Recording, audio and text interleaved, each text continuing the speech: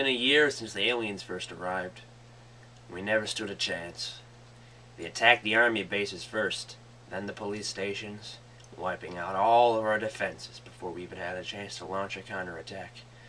It was too well planned. Too quick. They have been watching us for decades, studying us, preparing. And now they've taken over. All that's left are school teachers, businessmen, bus drivers. Anyone who knew anything about weapons or military tactics were wiped out right in the beginning, so that we would have no chance of striking back. Now they're using us as guinea pigs, experimenting on us and wiping out anyone who thinks they have a chance to make a stand. There's a low chance that us as a humankind will make it through this, but hell, we have to try, right? An older man sits in front of a camera, obviously a military officer judging from the uniform he's wearing and the hat. His head is taking up most of the frame and he's currently rubbing his forehead. After a moment, the man looks up directly ahead and begins to speak. This is General Alders. I am the leader of the resistance that is left in what was once Houston, Texas. It has been slightly less than a month since the original attack on Christmas Eve, and already our group is almost completely wiped out. It is very unlikely that we will last the week. A pained look crosses the man's face as he looks down for a moment, trying to hold back his frustration. It seems it seems that they're hunting us down, the last contingents of military personnel, in what I can only assume is an attempt to wipe out any shown ability to fight back. If my theories are correct, the only reason we have lasted this long is because we've been able to fly under the radar, avoiding direct confrontation with the aliens and focusing on recovering refugees. Sadly, it does not seem to have lasted as long as we would like, because now the aliens have turned their attention our way.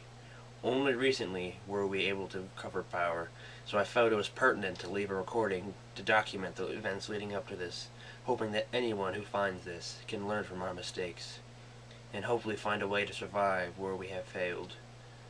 It is likely known how it has started. Everything appeared normal until minutes before the attack started.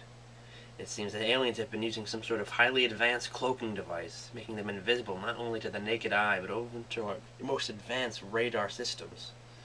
It would appear that the general pauses for a moment as if considering something, and growls softly, shaking his head, removing his hat, slamming it on the desk in front of him. You know what? Forget this. No one cares about this. Look, it's simple. They've obviously been planning this for a while. This is too well planned, and too well planned to be a spur of a moment attack.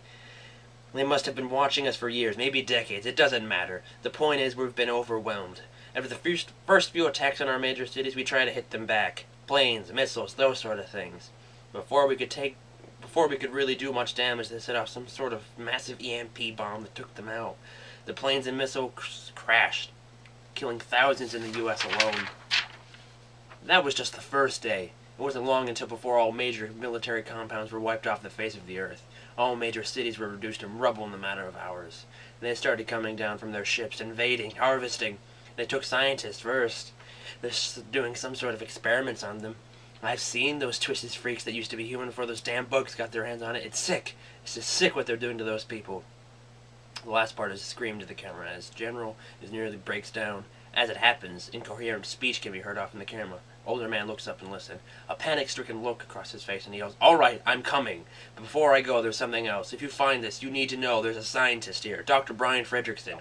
We managed to save him before the aliens got hold of him. He's doing some experiments, and he may have found a weakness. It's like an acid to them. If it's possible, get to the hospital." There's a loud explosion nearby, and the camera is thrown across the room. Final cries can be heard, and the only thing you clearly heard before explosion goes off and the tape abruptly ends are two words. N. Penicillin. I can't read! Turn off.